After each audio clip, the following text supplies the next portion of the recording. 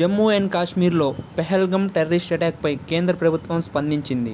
will identify every terrorist and their backers.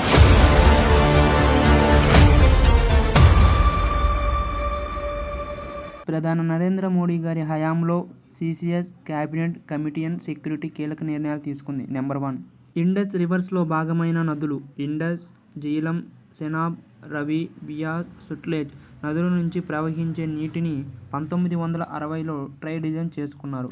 అయితే ఇప్పుడు ఈ ఇండస్ వాటర్ ట్రైడిజన్ సస్పెండ్ చేసింది. నెంబర్ 2, ఇరు దేశాల సరిహద్దులు మూసివేయాలని నిర్ణయించుకున్నారు. ఇప్పటికే చాలా బలహీనంగా ఉన్న ఇండియా పాకిస్తాన్ డిప్లొమాటిక్ రిలేషన్ మరింత క్షీణించాయి. ఇరు దేశాల హైకమిషన్ ఆఫీస్ సిబ్బంది సంఖ్యలు 55 నుంచి 35కు తగ్గించాలని నిర్ణయించుకుంది. ఇప్పుడే కాదు, గతంలో కూడా ఇలా చేశారు. 2019 పుల్వామా దాడి తర్వాత 110 నుంచి 55కు తగ్గించారు. ఢిల్లీలో ఉన్న హైకమిషన్ సలహాదారులపై సిసిఎస్ చర్యలు ప్రకటించింది. ఇక్కడ ఉన్న డిఫెన్స్, నేవల్, ఎయిర్ డిపార్ట్మెంట్ అధికారులను పెర్సోనా నాన్ గ్రాటా అంటే అవాంఛిత వ్యక్తులుగా ప్రకటించింది. వాళ్ళు 7 రోజుల్లో పాకిస్తాన్ వెళ్లాలని ప్రకటించింది.